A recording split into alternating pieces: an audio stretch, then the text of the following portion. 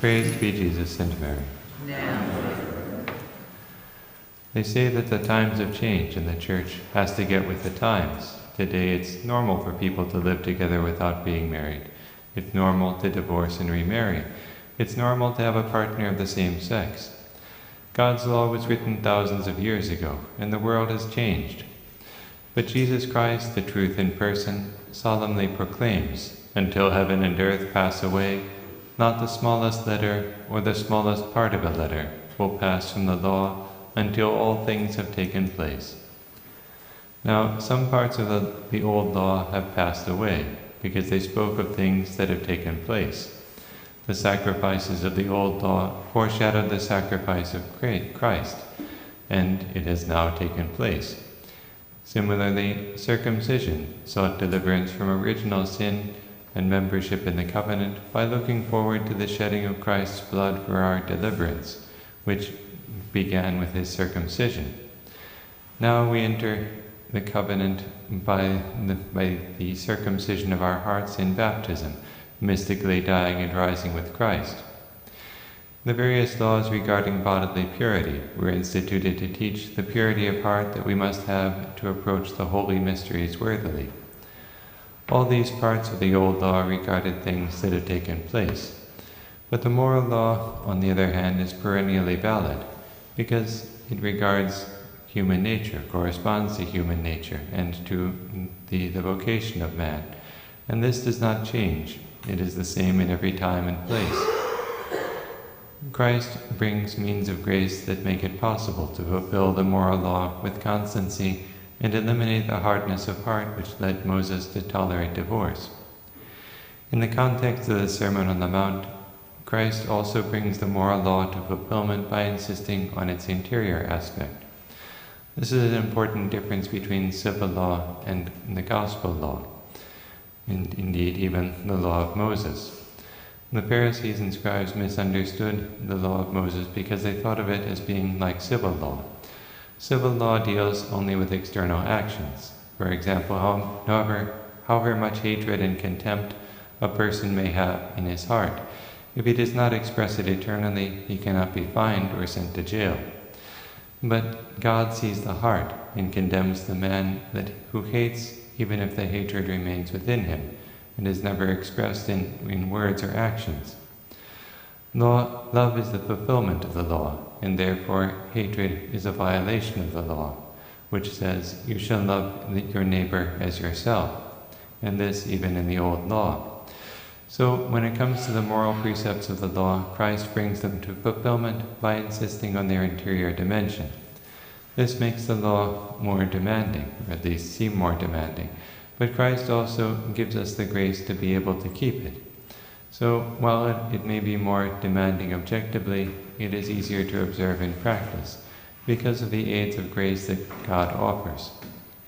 Because Christ brought the law to perfection, there can be no further fulfillment or replacement of the gospel law until heaven and earth pass away.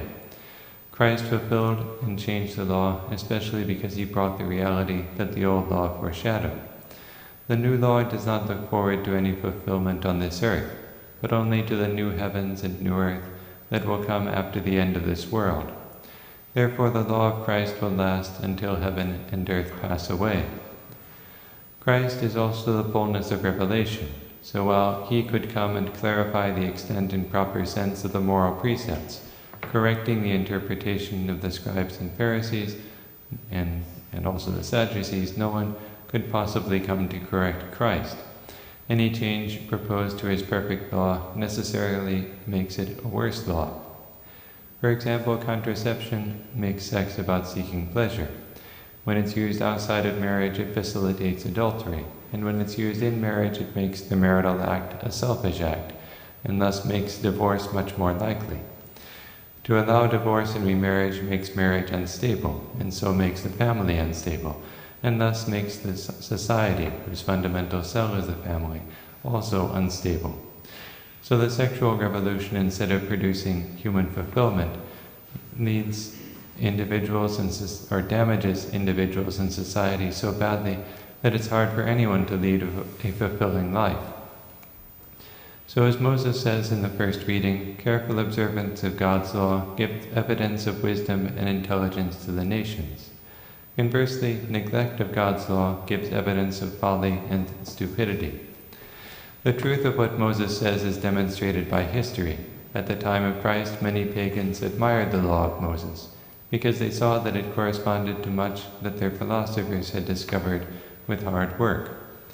So as the first reading points out, it is a privilege for us, as it was for the Jews, to know God's law, to have all these things which would be difficult to discover on their own, or impossible to discover on their own, simply given to us by God as a gift. The psalm emphasizes the same point. He has proclaimed his word to Jacob, and his statutes and his ordinances to Israel. He has not done thus for any other nation. His ordinances he has not made known to them. The gospel law is the foundation of the civilization of love, because it is the law of love. This civilization recognizes human dignity. It enables us to reach a degree of intimacy with God unknown to the pagans. It is therefore an even greater privilege for us than it was a privilege to know the Holy Gospel than it was a privilege for the Jews to know their law. For through the Gospel we can enter into an intimacy with God unknown even to the Jews. The light of Christ is granted for the benefit of all mankind, as Isaiah prophesied. It is too little, he says, for you to be my servant, to raise up the tribes of Judah and restore the survivors of Israel. I will make you a light to the nations, that my salvation may reach to the ends of the earth. When St. Matthew described the beginning of Jesus' preaching, he pointed out that our Lord was fulfilling Isaiah's prophecy. The people who sat in darkness have seen a great light. On those dwelling in a land overshadowed by death, light has arisen.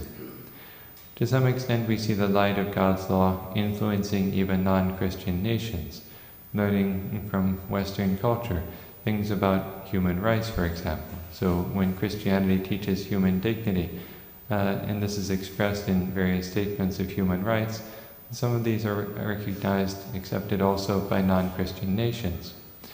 Christ's teaching about the love of neighbor led Christians to create the first hospitals and to create orphanages, and now institutions like this can be found in non-Christian areas as well. But where Christian influence declines, these institutions become distorted and harmful. On the model of true human rights, other rights are declared which do not correspond to the truth about human nature, but to the ideological goals of activists. Hospitals and hospices continue to serve the sick and injured, but for profit rather than love. And euthanasia and abortion come to be called health care, and thus doctors kill instead of healing. Let us instead be wise and intelligent, living by God's law and teaching it, and thus building up the civilization of love, to replace the dying civilization of self-gratification.